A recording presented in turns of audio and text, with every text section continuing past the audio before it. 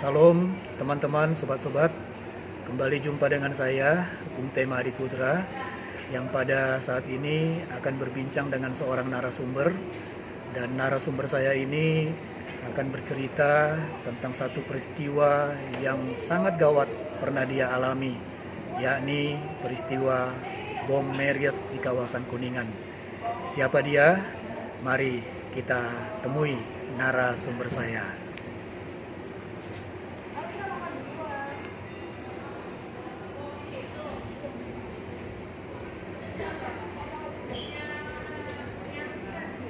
Iya, ini dia Bapak Dr. Insinyur. Saya ulangi, Bapak Dr. Insinyur Tony Bako, MA, MBA, narasumber pada saat ini. Dan salam Pak Tony, saya Bung Tema. Salam Bung Tema. Ya, kita salaman dulu. Puji Tuhan. Nah, teman-teman, sobat-sobat, Pak Tony Bako ini adalah seorang advisor keuangan atau konsultan keuangan. Dan nanti sambil kami berbicara, mungkin nanti ada tambahan-tambahan informasi. Tapi pada saat ini saya teringat pernah beliau bersaksi menjadi salah satu korban bom Marriott beberapa tahun lalu di kawasan Kuningan. Dan itu ternyata mengubah karakternya. Nah, untuk sedikit mengingat satu situasi yang dulu sangat tertanam ya di dalam diri dan hidup Pak Tony Bako, boleh langsung cerita sedikit ya Pak ya. Kalau masih ingat tahunnya silahkan. Kemudian bagaimana peristiwa yang sesungguhnya dan apa yang terjadi, penderitaan apa yang terjadi, dan bagaimana terubahkan karakternya dalam konteks ada perenungan rohani di situ ya, Pak Tony Bako ya.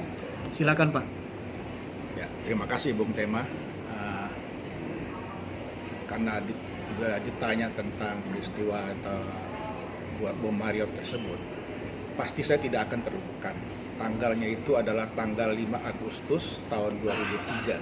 21 tahun lalu. Iya, 21 tahun lalu. Okay. Waktu itu saya dengan orang-orang kantor ada rapat.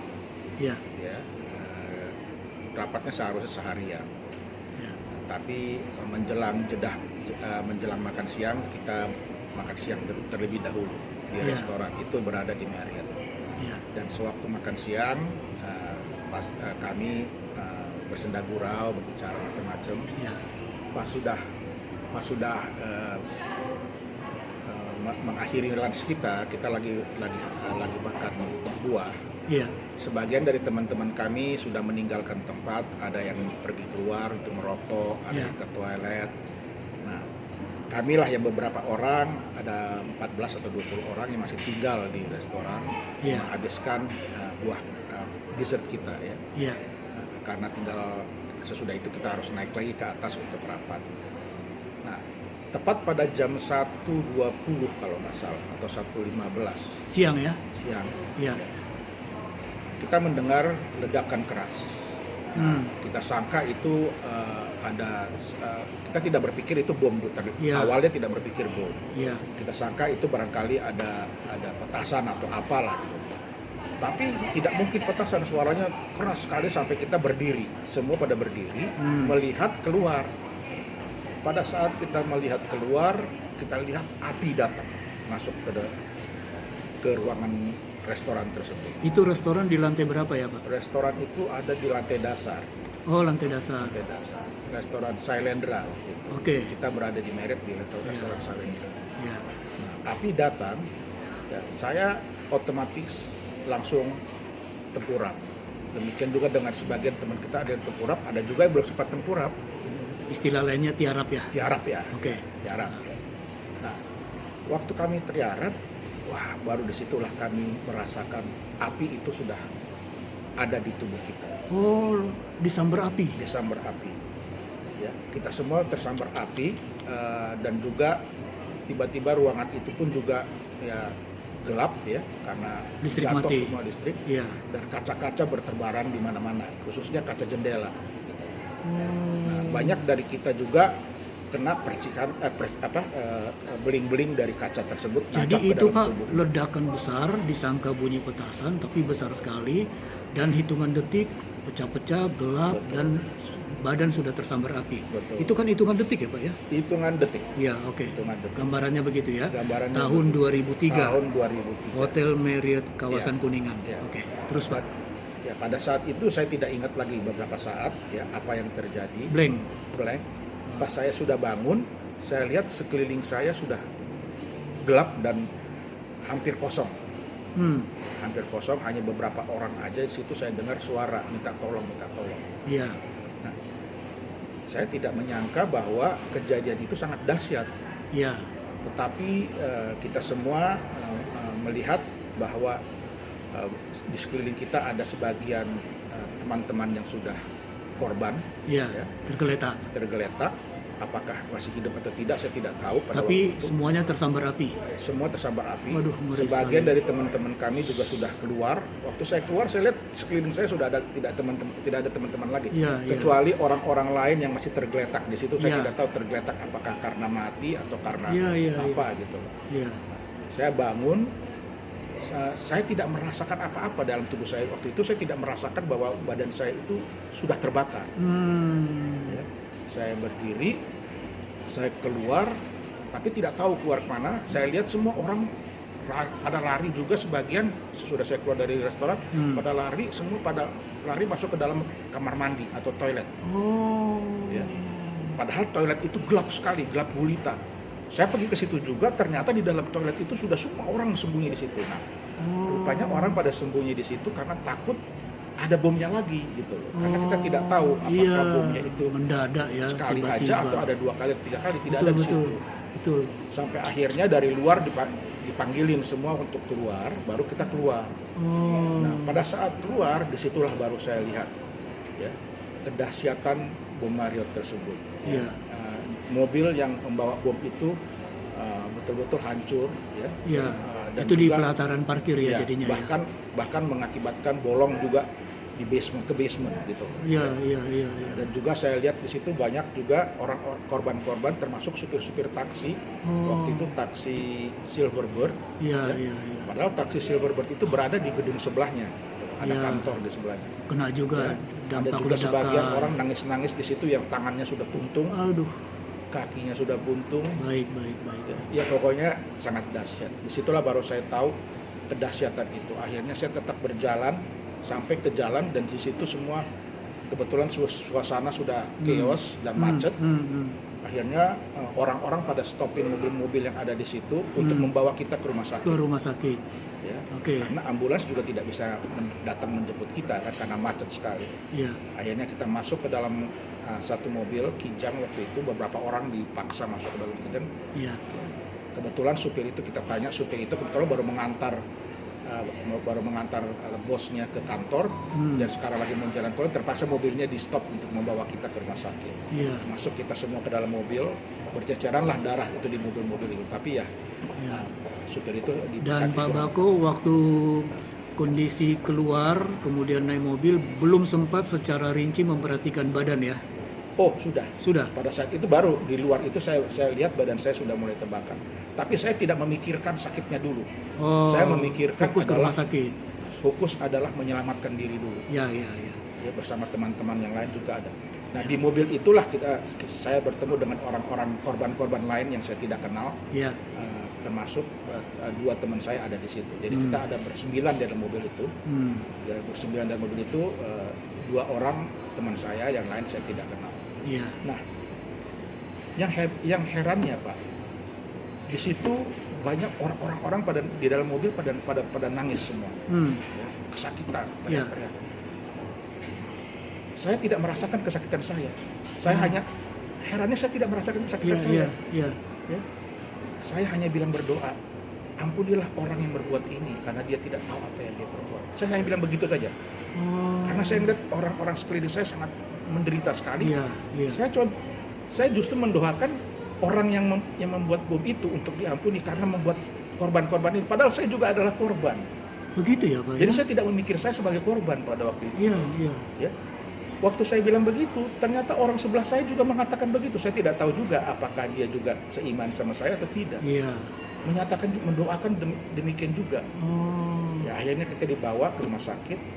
Di rumah sakit kita dibawa pertama-tama di rumah sakit yang terdekat. Iya. Di situ kita lihat justru sudah banyak korban sudah dibawa ke sana. Ada yang ditaruh di lantai, ada yang, karena sudah ada tempat tidak cukup lagi tempat. Tidak cukup lagi, iya. Tapi saya lihat di situ benar-benar korbannya mengerikan. Iya, iya. Jadi dari situ baru saya sadar bahwa memang situasi itu memang sangat mengenaskan. Iya. Dan di situ baru saya sadar juga bahwa saya lihat tubuh saya juga berdarah-darah. Iya. Nah, Ya, luka bakar lah ya, Pak. Ya. Kebakaran. Saya sempat dibawa duduk di kursi, Iya. tapi saya tidak tega ngelihat korban yang lebih parah dari saya. Oh. Saya pikir ya, Iya. saya kasih dia duduk situ, akhirnya saya berdiri saja sama teman-teman. Ya. Iya, iya. Saya lihat di situ juga ada orang yang sudah betul-betul udah kayak arang. Iya. Ya. Tapi tidak berteriak lagi, tapi matanya masih bergerak. Barangkali sudah tidak tahan sakit lagi, dia tidak bisa bergerak lagi. Iya, iya, iya. Ada lagi orang-orang sampai tendang-tendang panik tak terkontrol ya, lah ya. karena tidak terkontrol karena kesakitan. Iya. Nah, di situ pun juga saya lihat juga dokter, suster juga sangat panik ya. Iya. Sangat panik, tidak bisa menangani semuanya ya. Bahkan Ya. peralatan suntik atau apa untuk menangani sakit juga tidak cukup ya. Iya. Akhirnya saya keluar dari ruangan darurat, tunggu di luar saja. Padahal Belum ditangani lagi ya. belum ditangani. Padahal situasi itu kata dokter sebetulnya lebih berbahaya bagi saya karena di luar itu kan banyak debu, udara terbuka. kotor. Dan sebetulnya kita semua ini kan open wound ya, Iya, iya. terbuka semua ini ya. Iya. Nah, kalau ingat juga kejadian waktu bom Marriott yang kedua yang ada orang Australia itu, dia kan juga open wound tapi akhirnya dia meninggal karena apa? Karena tercemar dengan kuman-kuman dalam tubuh. Iya, udara terbuka ya, udara bebas. Tapi seperti saya bilang tadi, karena kita tidak memikirkan kesakitan itu. Jadi ini catatan tegasnya adalah Pak Bako adalah korban bom Marriott 1 ya. Yang pertama. Ya, udah kita fokus lagi Pak. Nah, supaya lebih mempersingkat, bagaimana Bapak ditangani ketika sudah ada dokter? Ya. Seperti saya bilang tadi, akhirnya kami dipindahkan ke rumah sakit lain karena rumah sakit yang bersangkutan sudah penuh. Iya. Kami dibawa ke rumah sakit yang berikutnya, yang berada di Bendungan Hilir. Iya. Kami dibawa ke situ. Di situ pun juga sudah penuh, tapi saya bisa ditangani oleh dokter di situ. Dan nggak lama kemudian juga orang tua saya juga datang ke situ menyusul ke rumah sakit tersebut. Iya. Nah, di situ sebetulnya baru saya merasa kesakitan. Baru saya merasa sakit saya. Iya. Tangan saya sudah mulai bergelembung. Iya. Oleh ya biasa ya kalau kena api itu bergelembung dengan penuh dengan air. Pak, itu masih ada bekasnya ya? Masih ada bekasnya. Oke, iya. Bergelembung dengan air. Cuma warna udah menyatu dengan warna kulit ya? Oh, ini enggak. Ini warna kulit karena ini ditangani lagi di Singapura ini, dioperasi ini. Baik. Jadi sebetulnya ini sudah hitam nih sebetulnya. Hitam di sini, badan saya juga hitam, baju saya semua sudah terbakar, udah kayak keripik lah. Kalau di sini udah kayak keripik lah. Iya, oke. Jadi ditangani di situ. Nah, disitulah baru saya ngerasa kesakitan banget. Iya. Tapi waktu saya ngerasa kesakitan, tiba-tiba saya lihat orang tua saya datang. Waktu orang tua saya datang, saya tahan sakit itu. Karena saya tidak mau menunjukkan kepada orang tua saya bahwa saya sedang kesakitan. Iya. Karena pada waktu itu kedua orang saya sebetulnya lagi sakit. Kedua orang tua sakit. Kedua orang tua sebetulnya lagi sakit. Iya. Saya tidak mau memberikan beban dengan menunjukkan bahwa saya juga ikut sakit. Tapi justru mereka lah yang sangat empati sama saya, dan mereka justru yang memaksakan supaya dokter menangani saya secepatnya. Nah, akhirnya karena dokter itu juga kewalahan, dia suruhlah bapak saya untuk beli obat penahan sakit yang untuk dimasukkan dari bubur gitu. Karena mereka tidak ada suntikan lagi untuk menahan sakit. Ya udah, akhirnya saya diberikan itu, dibeli. Dan karena ruangan kamar juga sudah penuh, akhirnya orang tua saya membawa saya ke rumah sakit yang lain lagi untuk dirawat lebih lanjut. Jauh dari rumah sakit tersebut. Nah, yang herannya lagi pada waktu saya dipindahkan, ya, Iya. Rupanya orang-orang dari kantor juga sedang mencari-cari semua korban-korban kami ya, Iya. korban-korban dari bom ini, Iya. supaya kami ditangani dan dibawa ke Singapura. Oh, Ya. ada upaya itu ya? Ada upaya itu oleh kantor kami. Oke Tapi lah. mereka tidak menemukan saya. Oh. Karena waktu saya pindah tidak ada orang yang tahu saya pindah kemana. Makanya saya pindah ke rumah sakit jauh dari Jakarta ya, Iya. di Tangerang sana. Nah, akhirnya saya ditangani di sana. Nggak lama kemudian itu terjadi kan jam 1. Iya. Malam harinya barulah orang kantor menemukan saya di rumah sakit tersebut. Jadi sempat terhilang ya? Ya, sempat terhilang. Dan mereka sudah sangat ketakutan sekali. Ya, tanggung jawab kan Tanggung masalahnya jawab. ya.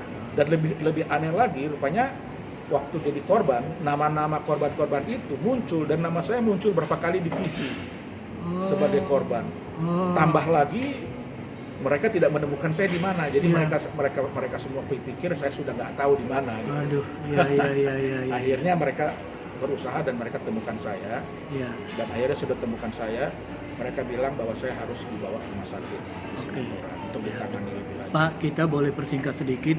Kalau dihitung-hitung, Bapak dirawat di rumah sakit itu berapa lama? Ya, waktu saya di Singapura, saya dirawat kurang lebih ada 2 bulan.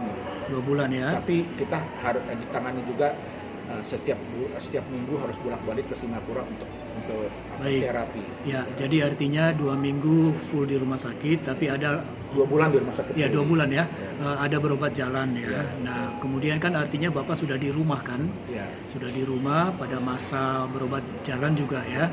Nah, tentu ada perenungan.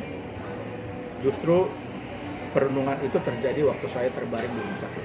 Oh ya, silakan. Ya. Karena hampir setiap hari saya melihat di TV tentang kejadian itu ya, waktu Ya. saya di rumah sakit. Ya. Dan di rumah sakit waktu kita di Singapura itu sudah kayak penjara, kita tidak boleh keluar. Jadi hanya di tempat situ saja. Ya. Ya. Dan saya bersyukur bahwa saya di Singapura itu kebetulan saya satu kamar sama teman-teman saya yang lain. Jadi kita ada 6 orang begitu. Ya. Ya. Karena kita tidak mendapatkan lagi ruangan yang sendiri-sendiri. Iya, iya. Jadi 6 orang di situ teman-teman saya semua. Dan teman-teman saya di situ saya lihat semua sudah patah semangat. Oh, Ya, saya lihat di situ sudah seakan-akan adalah dari teman saya beberapa orang di situ mengatakan lebih baik saya nggak usah hidup lagi dengan keadaan saya putus seperti asa ya. sudah putus asa seperti itu. Lalu Disitulah saya merenung ya bahwa kok sampai dia berpikir seperti itu. seperti itu. Dan saya akhirnya lihat bahwa teman-teman saya ini sudah putus semangat. Terus saya berpikir saya harus apa? Disitulah baru saya juga bersyukur karena istri saya sering menjenguk saya bersama teman-temannya dan Iya. juga sering membawa pendeta juga mendoakan. Iya. Ya. Padahal teman-teman saya tidak seiman dengan saya sebenarnya, Iya, iya. kecuali satu orang Katolik. Iya. Nah, akhirnya sering didoakan, dan justru dari kita berenam, saya sendirilah yang kelihatannya lebih semangat daripada mereka, Oh. semangat untuk hidup gitu. Iya, iya. Akhirnya istri-istri mereka, teman-teman saya juga minta akhirnya suaminya didoakan juga, Ya. ditunjukkan. Akhirnya mereka semua didoakan juga, dan mereka juga mau mereka didoakan secara Kristen. Ya. Mereka akhirnya semangat juga. Dan disitulah mulai kesemangatan itu, keakraban mulai timbul kembali. Ya, teman-teman saya juga mulai bersemangat lagi dan tidak berpikir yang negatif lagi. Ya. Dan juga istri-istri mereka sama istri saya juga akhirnya sangat kompak. Sangat kompak. Jadi karena berteman dia ya? Berteman sekali, sangat akrab sekali. Iya. Padahal kami dulu teman sekerja tidak pernah kenal siapa istrinya, ya kan? Iya. Nah, Sibuk kerja. kesibukannya apa, ya kan? Nggak pernah lah istilahnya. Iya. Lihat dengar keluarga iya, tapi tidak pernah bertemu secara fisik. Tapi Iya. lama-lama akhirnya itu menjadi kompak bagi Baik. keluarga. Baik, Pak. Jadi poin pentingnya peristiwa itu Bapak alami dan terjadi penguatan untuk semangat hidup di ruang rumah sakit, dan sekarang ke arah rohaninya, Pak. Apa Bapak renungkan dari sisi rohani tentang peristiwa itu? Ya. Pertama-tama saya mengucap syukur kepada Tuhan. Amin. Karena saya diberikan kesempatan lagi untuk ada ya, Ya. di dunia ini. Ya. Tapi akhirnya saya merenungkan lagi, mengingat juga tadinya teman saya tadi berpikiran negatif, pasti kan mereka istilahnya tidak berpengharapan. Iya. Dan saya akhirnya berpikir dan berharap sebetulnya, untuk apa saya ada di sini, yang Tuhan berikan kesempatan kedua kali ini. Dan karena saya sadar Tuhan memberikan saya kesempatan, Iya. apa yang saya bisa lakukan pada Tuhan sekarang dalam kejadian itu. Nah, akhirnya saya hanya merenung, dan akhirnya bukan berpikir, tiba-tiba saya sering bermimpi, ya, bermimpi melayani. Oh gitu. Karena saya pikir barangkali karena saya melayani teman-teman saya harus dipakai untuk melayani. Iya, iya. Ya. Saya berpikir untuk melayani, dan bermimpi saya 2-3 kali lah saya gitu. Ya. Bahkan waktu saya didatangi oleh orang tua saya datang sama juga dibimbing oleh psikologis juga, karena takutnya saya juga trauma atau gimana. Ya. Saya akhirnya justru bersaksi di depan orang tua saya. Dan saya katakan itu di depan orang tua saya. Sampai terapisnya mengatakan bahwa saya orangnya kuat. Bahwa saya orangnya tidak istilahnya tidak terganggu secara jiwa juga. Teguh hati. Baik. Jadi saya ceritakan itu di depan orang tua saya, bahwa saya mau dipakai barangkali bagi Tuhan untuk melayani. Saya bilang begitu di depan orang tua saya pada waktu itu. Dan akhirnya ya dianggap saya orang sehat. Ya. Bahkan puji Tuhan juga dari 6 orang di situ, sayalah yang pertama yang diizinkan keluar, boleh keluar dan berobat jalan lah istilahnya. Iya. Walaupun saya bilang tadi saya 2 bulan di sana, tapi selama setengah bulan lagi saya berobat jalan, tapi tinggal di hotel ya, di hotel Singapura, berobat jalan setiap hari, tapi bukan dari rumah sakit. Nah, teman-teman saya masih di situ juga. Iya. Sampai akhirnya saya pulang ke Jakarta pun teman-teman saya masih di rumah sakit juga. Baik. Jadi ada poin penting ya Pak ya. Bapak bermimpi melayani begitu Pak ya. Nah, kemudian Pak, ini biasanya ada pertanyaan mendasar. Kalau kita terkena musibah, biasanya kita suka cari siapa yang salah. Apa Bapak sempat ada di dalam situasi itu, menyalahkan diri sendiri, menyalahkan tempat kejadian, bahkan mungkin kecewa ke Tuhan atau apa? Bagaimana Pak? Bagus pertanyaan Bung Tema. Terus terang aja Bung Tema, sebelum kejadian ini, saya sebetulnya sudah istilahnya ya gimana ya, punya kerinduan untuk mendekatkan diri kepada Tuhan. Kenapa? Karena itu ada lagi ceritanya Bung Tema. Ceritanya itu adalah kesaksian istri saya. Yang dimana sebelum saya terjadi beberapa tahun sebelumnya, istri saya juga mengalami sakit juga. Dan merubah hidup dia menjadi orang yang melayani Tuhan. Nah, jadi di situ waktu awal-awalnya saya hanya mendukung istri saya saja di dalam hidup baru dia. Gitu. Tapi saya belum sampai kepada diri sendiri seperti dia. Belum sampai seperti dia. Nah, tapi akhirnya saya juga rajin waktu itu ya membaca Alkitab, di kantor pun saya membaca Alkitab dan berdoa, sampai dan juga di kantor pun juga saya sering menyampaikan kabar baik kepada teman-teman saya sebatas yang saya tahu gitu.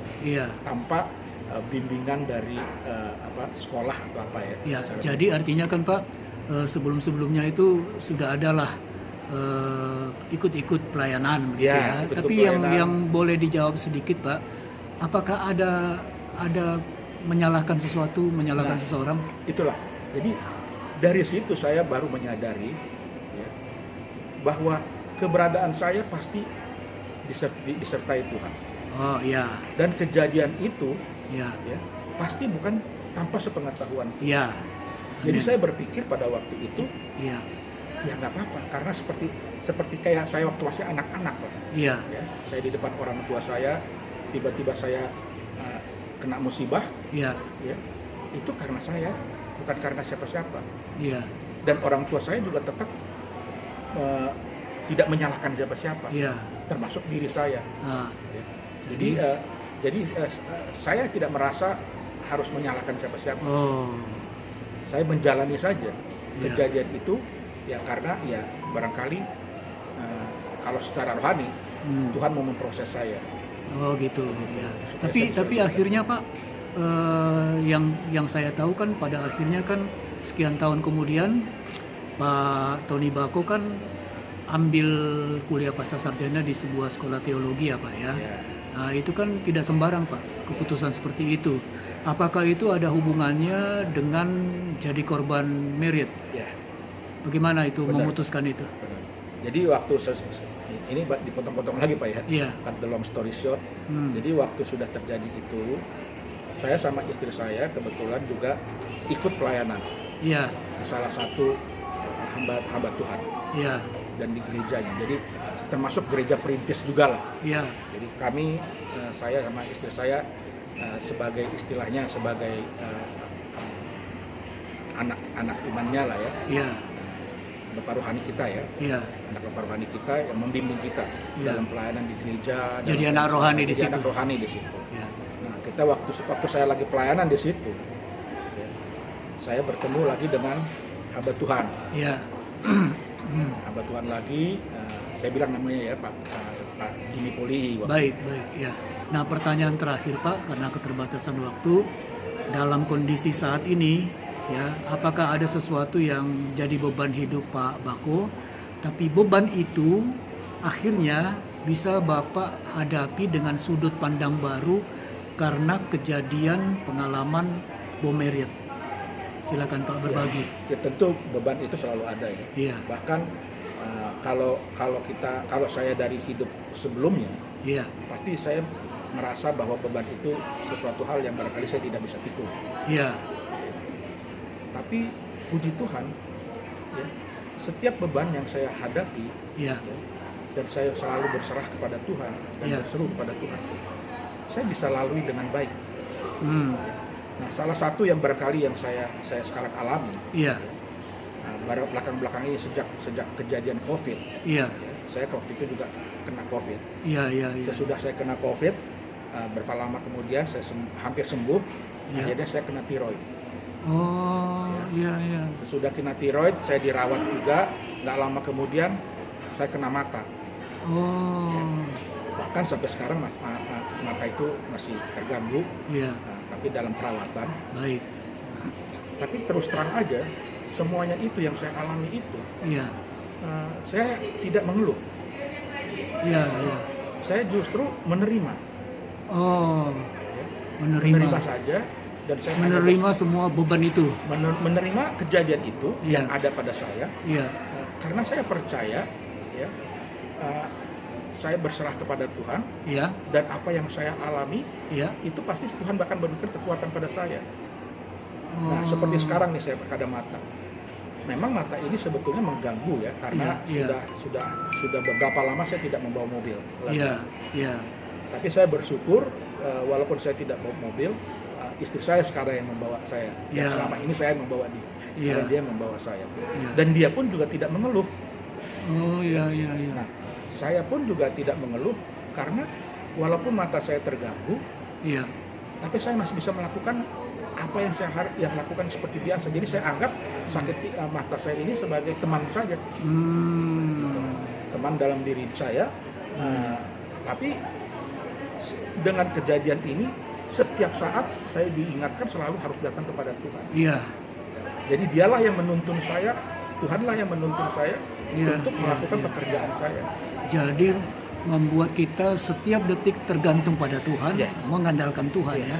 Dengan gangguan mata saya ini, saya tidak, biasanya kan bisa aja kan kita baru bangun pagi karena semuanya baik ya bisa Iya. kita lupa kadang-kadang Iya, berdoa. iya, Sekarang ya setiap saat saya berdoa karena saya ingat, iya, iya, walaupun saya istilahnya bisa dibilang keganggu mata, belum buta, iya. ya, tapi ganggu sekali karena saya harus tutup mata saya seringkali untuk jalan ya, khususnya jalan naik tangga. Oke. Jadi Karena yang menuntun ada saya. semacam penglihatan gambaran double gitu ya, kira-kira Iya, seperti itu double, ya, sederhana ya, double. begitu ya. Nah, oke, oke, oke. double, jadi double vision namanya. Iya, gitu. jadi kita harus Gitu, hati-hati mana yang benar ini ya, ya, gambar ya, ini kan. ya. Oke, Bahkan jauh dekat pun juga kadang-kadang juga Ya. susah diprediksi. baik, baik. Tuhan pasti tolong ya Pak ya. Ya. Nah terus Pak, artinya Pak sekarang ini kalau boleh Pak dengan 1-2 kalimat ya Pak ya. Karena judulnya kita bicara ini kan Bom Marriott mengubah karakter saya. Tolong Bapak kasih poinnya Pak. Karakter apa yang terubahkan? Satu, Ya, saya harus bersabar. Karena dengan keterbatasan saya seperti ini, iya, ya, pasti banyak hal yang dahulu saya bisa lakukan sepenuhnya. Sekarang saya harus lakukan dengan sabar, baik, baik. ya. Ya, Dengan tempo dan waktu yang lebih sabar. Gitu. ya, ya, Ya. Kedua, Kedua, karena mata saya begini, ya, pasti juga banyak keterbatasan yang saya harus bisa lakukan. ya, Akhirnya dalam keterbatasan ini saya juga mesti bisa berkomunikasi dengan baik. ya, Ya. Dulu kan karena seakan-akan saya bisa melakukan segalanya, ya. seakan-akan orang lain bisa lebih kurang daripada saya. Oh, jadi merasalah waktu itu Ya, saya lebih hebat dari Ya. Anda. Saya tidak butuh Anda. ya, Adalah dulu ya. ya. Ya, Sekarang saya butuh ya. orang-orang di sekeliling saya. Ya, saya tertarik Pak di bagian akhir perbincangan ini. Kita semua punya beban, ada yang namanya sakit penyakit, masalah apapun. Tapi tadi Pak Bako mengatakan saya berteman, sehingga itu bukan jadi musuh, tetapi saya jalani saja dan tetap percaya mujizat Tuhan pasti akan terjadi kan begitu ya. Nah pertanyaannya Pak, apakah itu boleh saya katakan sebagai Bapak memiliki karakter yang pada akhirnya mampu mengucap syukur dalam segala hal? Iya. Karena saya ingat juga itu firman Tuhan yang ada duri dalam daging itu. Ya Paulus, Ya, cukuplah kasih karunia aku itu. cukuplah kasih karunia. Ya, Itulah juga sebetulnya yang pegangan saya. ya, ya, ya, Di dalam penderitaan itu, ya. saya justru selalu ingat firman itu dan Ya. saya harus jalani. Walaupun ada duri, tapi tetap jalani hidup, tetap melayani Tuhan Betul. sepenuh hati ya Pak ya. Saya ingat firman itu. Baik ya. Sekarang Pak, Bapak sudah mendapatkan perubahan karakter yang luar biasa dari peristiwa Bom Marriott. Apa dampaknya kepada anak-anak ketika Bapak sudah berubah karakter itu ya, menjadi mendekati karakter Kristus begitu? Apa dampaknya kepada anak-anak, walaupun anak-anak itu mungkin sudah berumah tangga sampai saat ini? Boleh Bapak berbagi di bagian akhir ini dampaknya? Ya. Dampaknya juga kepada anak-anak juga. Ya, Anak-anak justru juga sekarang lebih memperhatikan orang tuanya. ya, Dan juga mereka udah juga lebih sudah sedikit empati lah. Jadi ya, walaupun mereka sudah punya kegiatan masing-masing, ya, tapi mereka juga akhirnya mengingat orang tuanya.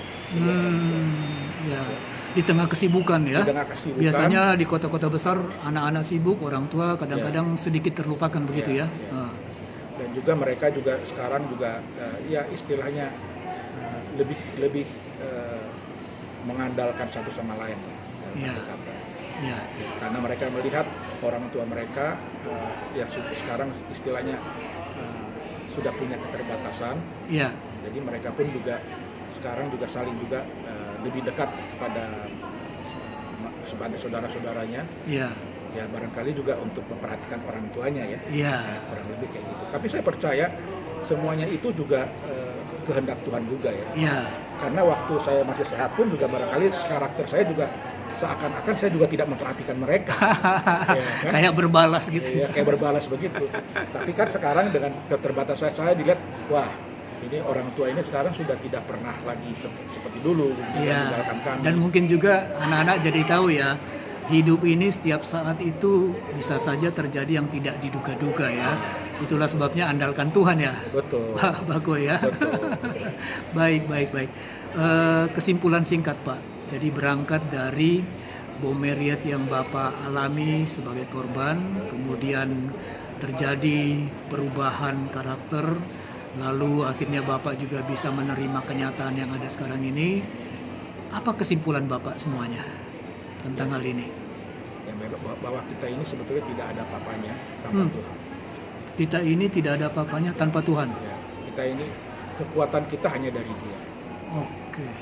bahwa kita ini tidak bisa berbuat apa-apa tanpa dia. Begitu ya. Sehingga harus tetap harus dekat kepada dia, melekat kepada dia setiap saat, setiap saat. pagi, siang, sore, malam. Pagi, siang, sore, malam. Ya, dan bersuka cita